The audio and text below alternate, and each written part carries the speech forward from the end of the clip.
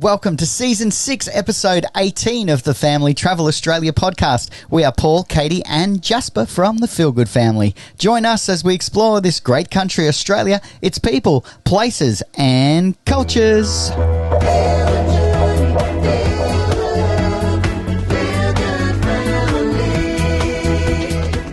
Yes, welcome to the Family Travel Podcast, where we share the latest in RV industry news, road trip travel, caravanning and camping, product reviews, where to go, what to do, and so much more. Thanks for joining us.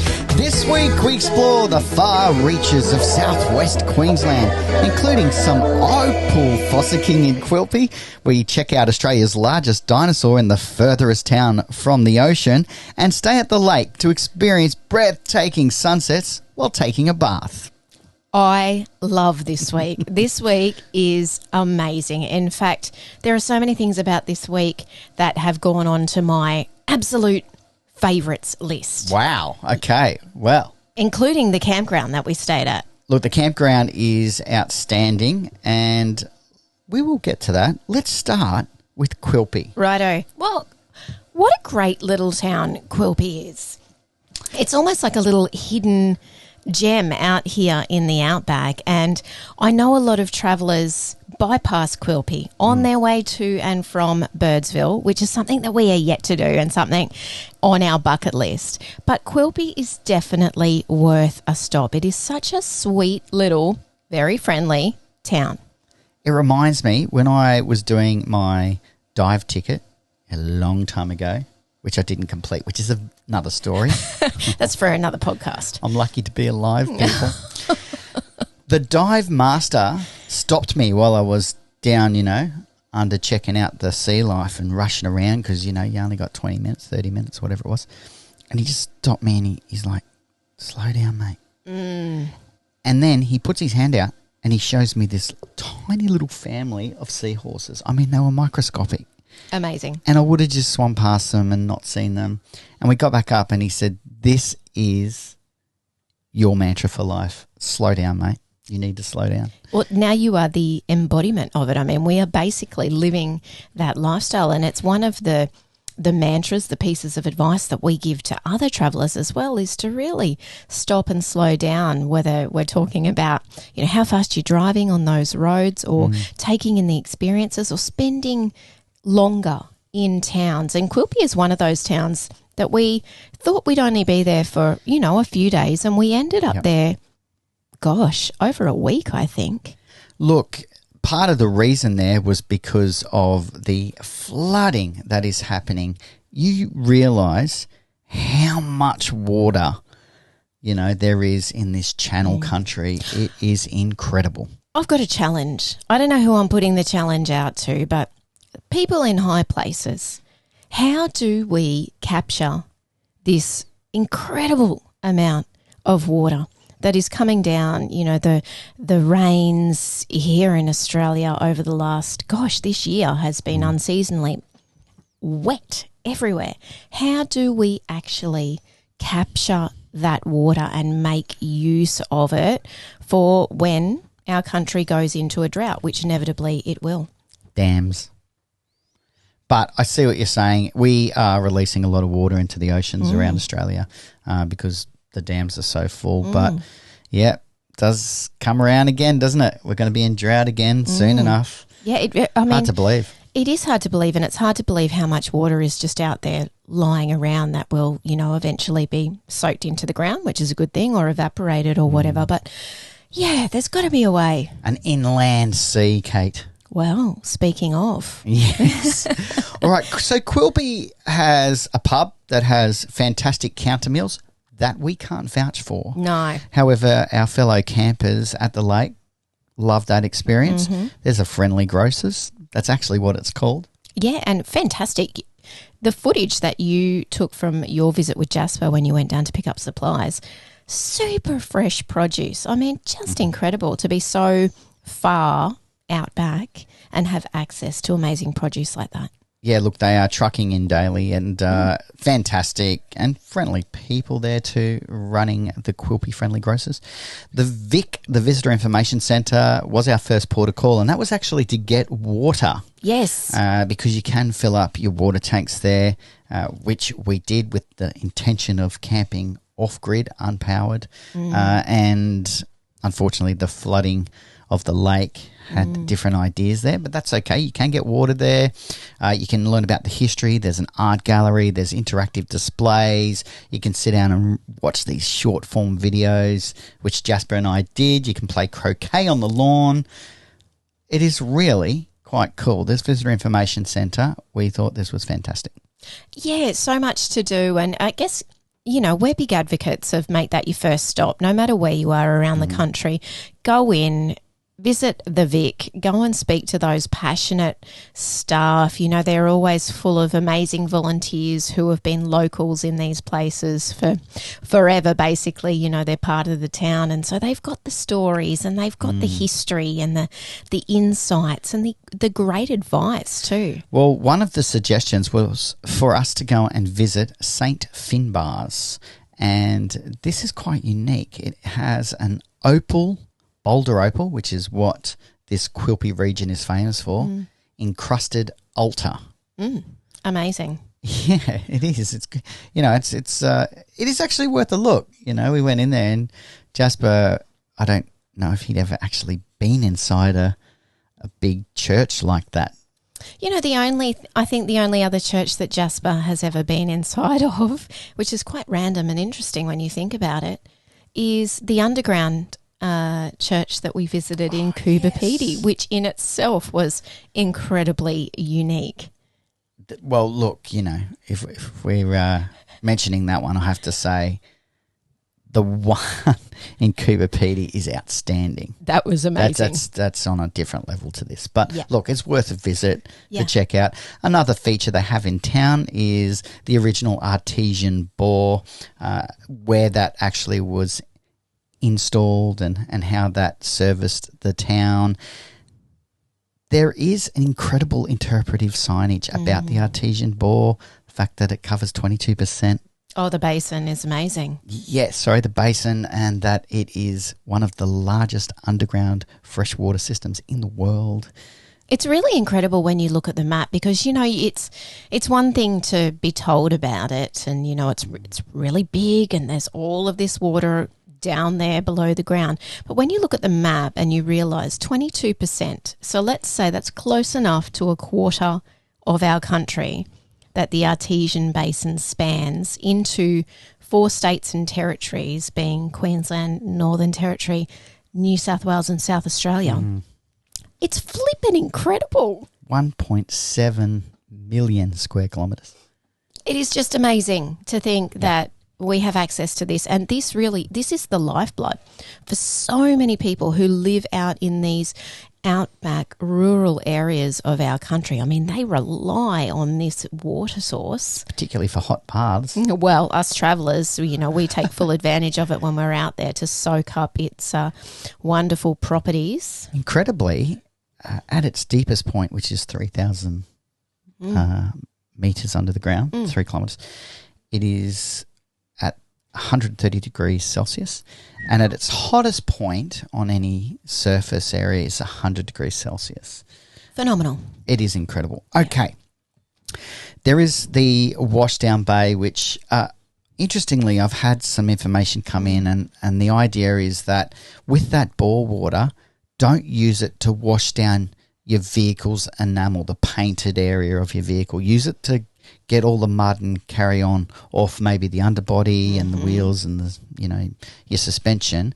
But if you do use it to wash down your car, then you probably then need to respray your car with some fresh water fairly quickly because it can affect the gloss on your vehicle. Well, I suppose, I mean, it's full of minerals, and I imagine that would react obviously with the paintwork on your vehicles.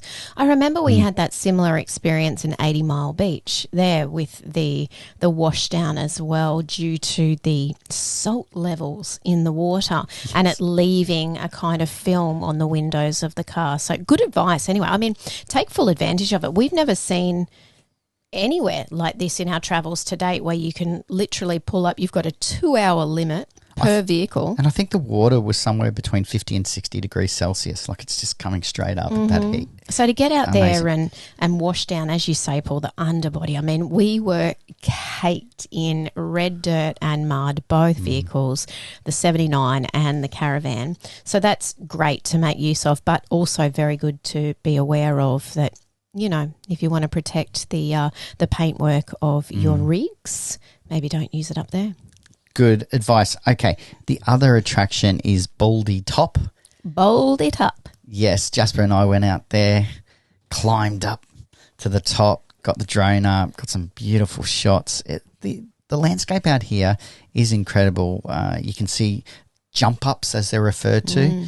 Why are they called jump ups? They're basically where the land is so flat, you know, and then all of a sudden it jumps up and there's this sort of flat top and then it jumps back down. But I mean, epic, not just like a little rise, you know, you're talking quite high, these jump ups, or some of them at least. Yeah, look, it's going to test your fitness. They're not difficult, but certainly get the heart rate up there.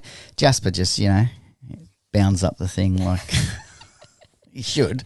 But anyway, he kept me fit, he is.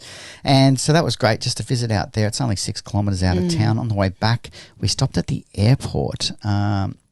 A really cool landmark there for female aviator Amy Johnson, who did land in Quilpie back in the 1930s during her world record attempt to fly from London to Australia, which she did achieve. Incredible. Very cool. And although hard to find, the Quilpie Shire Council has set up a fossicking area for you to go and try your hand at fossicking for boulder opal. Now, this is really set up for tourists, to be honest, and they've literally got all these offcuts of where they have been mining and sort of dumped a massive area, you know, probably about 20 square metres, 30 square metres for you to fossick in, so not too hard work, and you can definitely find some opal. We did. And you don't need a licence out there because the council have made this little area. You don't actually have to pick yourself up a fossicking licence. You can just go out and have a dig through the rocks and the rubble. Take that, you fossickers. So very good. We're a bit excited about that. Okay, the real highlight for us was that we were going to keep driving through now to further west corner of South West Queensland to Thargomindah. Now, the road was closed last week. It's closed again this week. But we can get to Eromanga, which is another 110 kilometres up the road, to go and visit a world-class natural history museum. In fact, it's a $6.5 million building in the middle of nowhere. I kid you not. It is actually the claim for Eromanga, besides having Australia's largest dinosaur, is that it is the furthest town from the sea in Australia. It's amazing. And the drive out there was reminiscent for me of the drive out to Cameron Corner. You realise just how remote you are. Except that it's bitumened, albeit one lane. Yeah.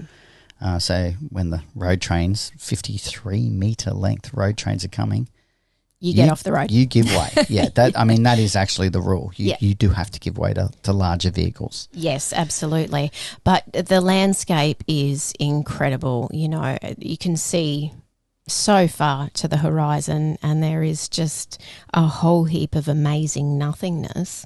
Plenty of wildlife we saw too, both roadkill, unfortunately, due to the amount of rain that they've had, and, you know, just the greenery of the grass beside the road. So plenty of roadkill, but also plenty of incredible wildlife out there doing what wildlife does best. I love the drive out here, and it really did make me realise how remote we were, you know. We really are out in that far reaches of that southwest Queensland corner. I mean, literally, Cameron Corner was just down there, you know, really, relatively speaking, when you're out that far. Yeah. Look, it is wonderful, particularly when you have a blue sky day. Rain was forecast for the following day, another 35 to 40 mil. And actually checking out that road this morning, it's closed. Yeah, it is completely washed out. Yeah, we were pretty lucky to get out there. And look, I don't know what I expected. I mean, I knew they've got a natural history museum out there. I knew we were going out to see dinosaurs, which, let's face it, who does not love dinosaurs? You don't have to be 6 to be excited about going to see and learn about dinosaurs. But to be met with the epicness of this incredible, architecturally designed, world-class Natural History Museum. Yeah, it's wonderful. It's quite mind-blowing, really. And the staff as well. I don't know, you can get hit or miss in these sort of outback and rural regions with people who are completely disengaged or people who are completely engaged. We had the latter, the engaged. Lily was so fantastically, she was thorough in her information and just, amazing. We both said to each other after that experience, what is she doing out here? She's fresh out of high school. She was one of the most passionate, enthusiastic, positive, happy, beaming. The joy radiated from Lily in her presentation to us, and she was extremely knowledgeable. I think it is, Katie, that, attitude is everything. And she obviously has woken up with, get busy living or get busy dying kind of attitude, let's get on with it. And she loves dinosaurs. So I guess if we were like, well, she could be anywhere, this girl, that was our initial response. Yeah. And then we went, well, she's actually presenting Australia's largest dinosaur, and secretly they have found that dinosaur's named Connor. They have found Cooper. Oh, Cooper, sorry. Yes. They have found another dinosaur named Monty that is going to dwarf Cooper. So they believe. It is the largest find of a fossilised dinosaur bone in the world. So I could see now, once we got that information, this is why she is like going, oh my God, I'm part of something that is the biggest, besting, most incredible find in the world. Yeah, look, if you're heading out there, I'd make inquiries as to whether Lily's working that day to get on her tour. She was fantastic. A paleontologist in the making. Yes, and it's mind-blowing. I mean, I've said this before about all of the dinosaur experiences that we've done so far around our travels in this country, but it's easy to kind of forget that dinosaurs actually were real. You watch the show, Jasper loves the dinosaur shows. Dinosaur Train. Yeah, exactly. We learnt about it at school as kids.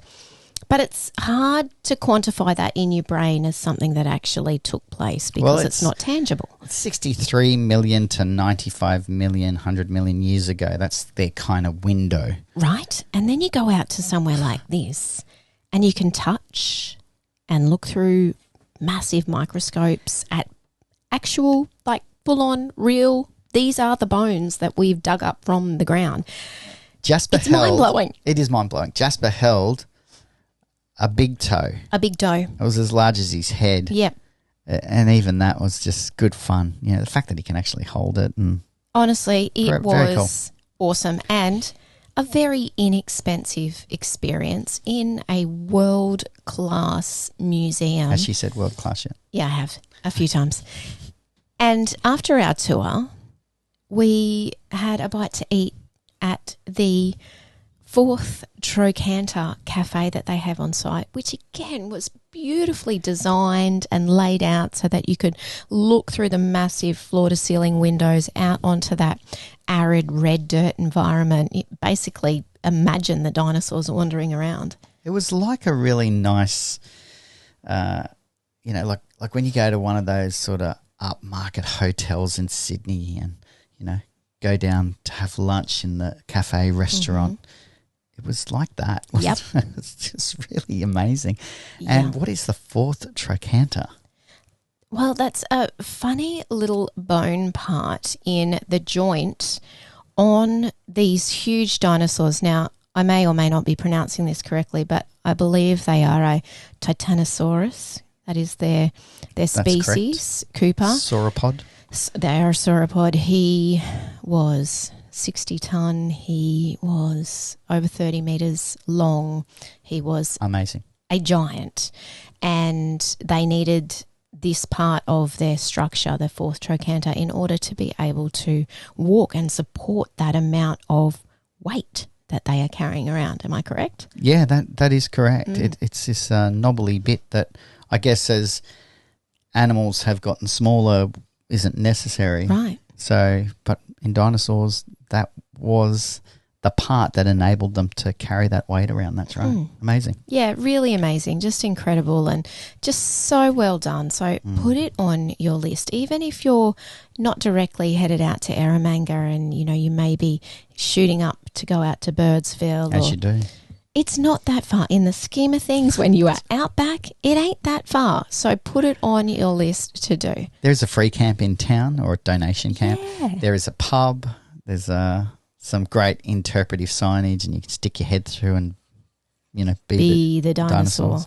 There's some beautiful art sculpture there as well. Oh, and the servo. Yeah, there's a servo station, a fuel station that is famous because it is the furthest fuel station from the sea in Australia. So, and this is what's interesting about Eromanga is once upon a time when the dinosaurs were roaming the earth, Eromanga was smack in the middle of what was then called the Eromanga Inland Sea. Yeah, look, it's believed it even dates back beyond that, like 130 million years ago. So even before dinosaurs, they believe, right through to dinosaurs. But yeah, I mean, it was massive. Again, it must have taken up 30% of Australia. Oh, incredible. It sort of comes down from the top of Queensland and basically Queensland and Northern Territory and then just curves down around and encompasses so much of those two states. Now, in modern day, Eromanga is known as the furthest town from the sea, which I find really interesting. Yeah, because that's pretty ironic that it's so fast. Yeah, it was part of an inland sea and now it actually is the furthest town from the sea. So there you go. But so well worth going out there and as you said, Paul, the people, the staff out there are doing an amazing job. If you're a dinosaur enthusiast, you can actually go and do their training program, get yourself geared up, learn how to actually help, what's that? Dig, you know, work on these bones. It's very delicate excavation, isn't it? That's exactly what it is. They do 2 field trips per year and you can actually go out and participate and do that. And even Jasper said to me, I mean, obviously there's age limits for you to be able to do that. But as we were leaving, he said to me, boy, I'd love to be able to come back and do that. Yes, it's a paid participation. But once you've paid and done all the training and then you're part of it, you can volunteer and go back and participate for free. Forever. If you wanted to. So, you know, this for the right person would be truly an amazing thing to be a part of, you know, uncover and discover. And look, I think they actually need more people out there because Lily was explaining to us it takes years. Like Cooper took 10 years from finding him to, you know, doing the excavation works to then bringing him back to the lab and working on those bones. So the same thing with Monty, you know, they've just discovered this even bigger dinosaur that they believe will break all the world records, but that record could be 10 years away. Amazing. In the scheme of... Yeah, well, it's a blink in the eye. 63, 65 million years ago when these dinosaurs were actually walking around. Yeah, it is. It's not that long. No. Super cool. I don't know if I could do it, to be honest. I honestly, that's too long a to process for me for the result. For the reward. It is. Do you know what I mean? All right, let's move on. We're back now to Quilpie. We are staying at the lake, and again, we couldn't stay off grid down by the lake because if we got down there, we wouldn't have got out because it was just so flooded and muddy. Yeah. Incredible amount of life going on, as you said, Katie, with the wildlife. The lake, you can get firewood on arrival, like $10 a crate. Yeah. Fantastic. Yeah. They do have stud goats, which Jasper got to feed a bottle of milk to. It's a 2,000-acre hobby farm. The owners fly in and out. We saw that a couple of times during the week. It just is a beautiful property that they have really opened up to share with travellers. I think if you're going out this way, this would definitely be the recommendation for where to stay. Yeah, 100%. We were so lucky to run into some fellow travellers who were caretaking out there at the time and are now back on their own travels. But Sandy and Belinda. Belinda, yes. And so when we arrived, the first thing Sandy said to us, other than, the feel-goods, was, hey, Jasper, come on, we're just about to go and feed the baby goats. We're weaning them. This is their last full bottle. Do you want to come and help? Jasper was like, yeah. So cool. They even have a pet kangaroo there. They do. They have a hand-raised kangaroo whose name escapes me right at the moment, but I'm sure it'll come back to me in a second. And she was so cute. She just kind of came and visited, hung out by our campsite. As we said, you can camp off-grid down by the lake, and the reviews on Wikicamps actually for the off-grid camping down by the lake are just awesome. So hopefully next time we head out there we can do that. But their powered campground that they have set up is laid out so well. They've designed it so well so that every site still has a view back over the lake. And those sunsets, oh my gosh, those skies out there, they are big skies. So you get epic sunsets, you get epic stars. The highlight really to take in those breathtaking sunsets is to book yourself into the private baths. Beautifully presented, open roof, open, there's a wall missing there. It's like a modern style on a tin shed. Yeah. With brand new folklore antique baths and the hot artesian water coming in. Yeah, and a complimentary mud face mask. Yes, you can pick from lemongrass, sandalwood, lavender, or just plain mud, which is taken straight out of the lake. Yep, full of all of those good nutrients. Gee, it was fun. I mean, we had a 6-year-old in the bath with us, so there's only so much relaxing you can do. There wasn't 3 in the bath. Let's just clarify that. There's 2 single baths. You can either, for $25, have the space to yourself, or $25 a person, but don't pay for kids. But I had Jasper and the entire collection of the Cars franchise. His micro minis. The Disney Cars movies. Yeah, so Lightning McQueen. There wasn't anything peaceful going on in my bath. No, but look, it was so beautiful. And again, if you're an avid photographer, then this is an absolute heaven. We ran into a really lovely traveller. She was out there on her own taking a week off while her partner was working. An avid photographer, and she'd been going down to the lake every day and capturing some of the most stunning photographs of all of the bird life that was thriving down there at the start of spring. So many great photo opportunities. Yes, and we think that it wouldn't really matter what time of the year that you were there. Obviously, you get to November, December, January is incredibly hot, but to be able to still enjoy that shady lakefront and just awesome. Put it on your list of visits. It is fantastic. Yep. Okay, let's talk about our takeaway. Don't sweat the small stuff. We really came about this because I think you can really make a big deal out of what ends up being the smallest thing in the scope of the universe, or dinosaurs, or being out back and seeing these wide open spaces really does give you a little bit of a check on your attitude to life and to yourself and to your place in it. I think there's something too about being in a location, where, the sky does feel bigger, and the landscape is epically grand. There's something about finding yourself in these wild places that really leaves such an impact on you and how you feel and how you think and your perspective on life and so many things. So getting out into these outback places, these rural areas where everything feels expanded.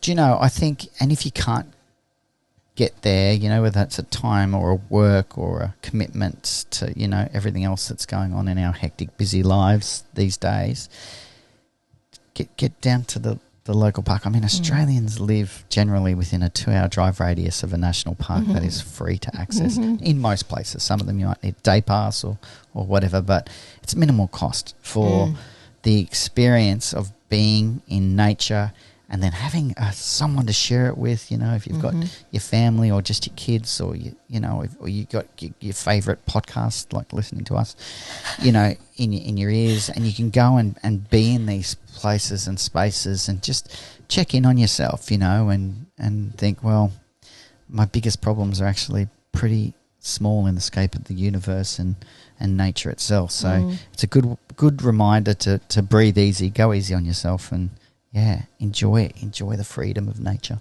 Oh, it's so good. It reminds me of the Japanese tradition of forest bathing. And if you haven't heard of this before, it's definitely worth a Google to read up on. And it basically is that it's, you know, immersing yourself into nature. And forest bathing, doesn't that sound awesome? I love it.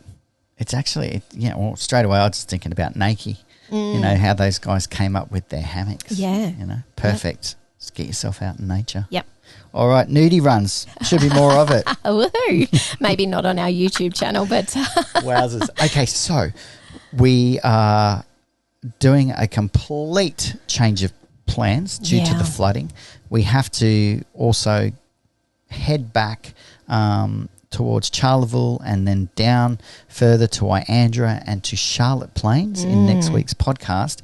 And this is really becoming a part of us running away from the floodwaters that are coming down, you know. And so this will be an ongoing thread for the next couple of weeks through our podcast, but we are going to have an awesome time sharing with you the spectacular Charlotte Plains next week. Yeah, so good. And isn't that one of the best things about travel too? You just never know what's going to get thrown at you. So to make new plans on the run is just awesome. All right, we'll leave it there for now. We'll say look after yourself, look after your family, dream big. See you next week. Happy trails.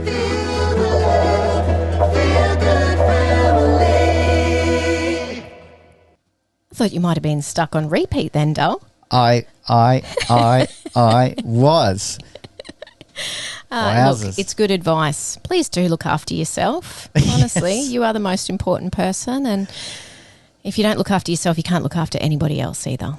Look, I can't say or remember when I would have had a mud face thing. What's it called? Oh, my God. If you haven't watched our YouTube channel of our time out at Quilpie, do that and fast forward to the bloopers, because Paul just cannot get his mouth around the mask, the mud mask, the face mask. Ah, you almost forgot it too. The face mud mask thing, yeah. That was interesting. I actually really enjoyed it. Once I swapped bars with Katie and left Jasper and you in the other one, and I put my ear pods on, and I kind of just forgot that we were there. I'm listening to a podcast at the moment called The Glitch. That is a solid recommendation from me. If there you go. You want true crime with a charismatic larrikin of an Australian. Righto. It's worth a listen. Hot All right. tip. Paul's podcast tips. Dan Saunders, I think is his name. All right, we'll leave it at that. See you next week. See you next week. Look after yourself. Bye.